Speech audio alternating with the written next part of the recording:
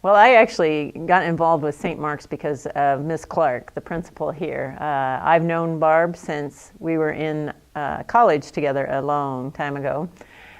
We played field hockey together, and that's how we met. So we've known each other a long time, and we've stayed in touch over the years. I've come to St. Mark's a couple of times and talked to the students. And Barb was talking to me recently when she was on a trip to Houston about leadership and how to try and develop that in young people. How to develop that in young people. And I said, we can teach that. And she was like, how? And so we came up with this idea. She came up with several of the ideas, and we used some of the ideas for the leadership tests that we were using came from 2 astronaut selections previously. We used some similar ideas for crews that we were selecting for to be potential candidates as astronauts. So we use similar type scenarios. Well, after spending 2 days here at St. Mark's, I've really been impressed with the young people.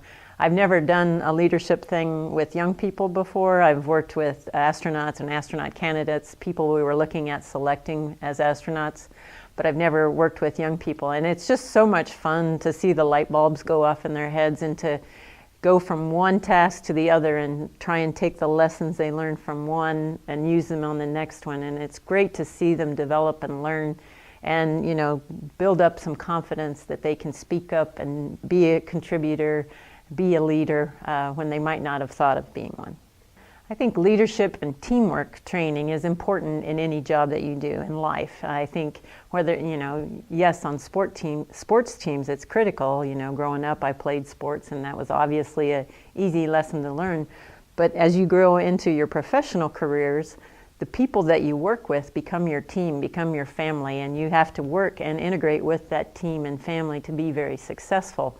And the most successful groups, the most successful tasks that I worked on, it's because of building this cohesive team that communicates effectively, where everyone's contributing and everyone feels they have an important role. And that is something that you can learn at a young age and use it throughout your entire life. I think leadership leadership and teamwork, to me, it's more important that teamwork is the part that's most important. Being a leader is important in developing in specific roles once you, fit into a certain job or situation. But I think the most important part is the teamwork that's required.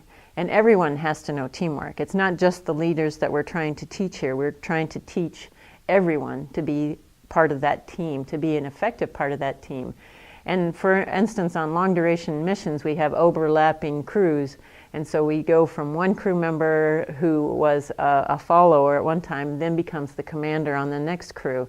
And so you have to be able to transition in your roles throughout life in being a follower role and being a leader. But the characteristics that you need that are important are still all there as part of a team.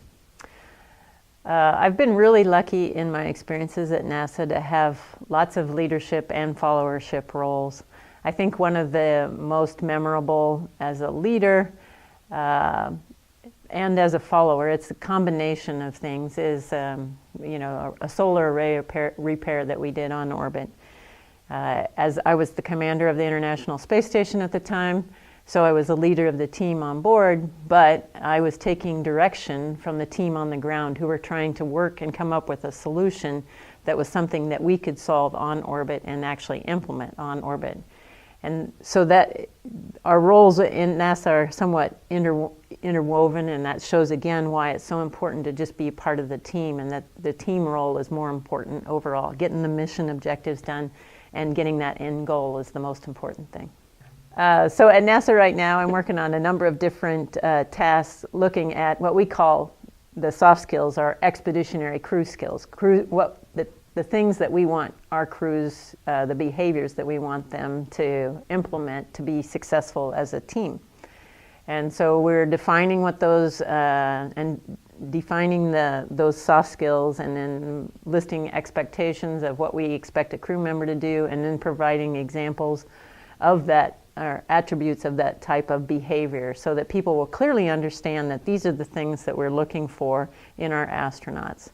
We're rolling that into selection. We've done it in the last 2 selections, doing scenarios like we did out here with these young people today, but a little more complex and a little more challenging. But we put the candidates for selection, astronaut selection, through a series of these tests to try and determine who interfaces best with each other. And from those people, then we end up picking the astronauts to move forward. We had, in the last selection, we had 6,400 applicants for 8 positions. So we start at 6,400, get down to approximately 400, highly qualified people, get lots of extra references on those, select 120 to do round 1 interviews. From those, and they do a high-level physical, and then from them we select 50 to 60 to bring in on round 2 interviews, and that's part of at that phase, that's when we do the crew expeditionary skills testing to evaluate those characteristics in the crew members for who we would want to select. Yeah, being introverted is not necessarily mean you can't be a leader. I am an introverted person naturally.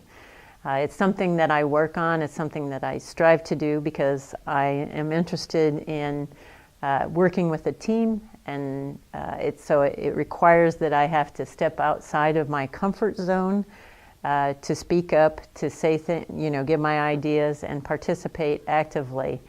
And I think that's something that everyone has to go through, that process of learning. But just because you're introverted doesn't mean you can't be a leader, and it doesn't mean you can't be a good leader.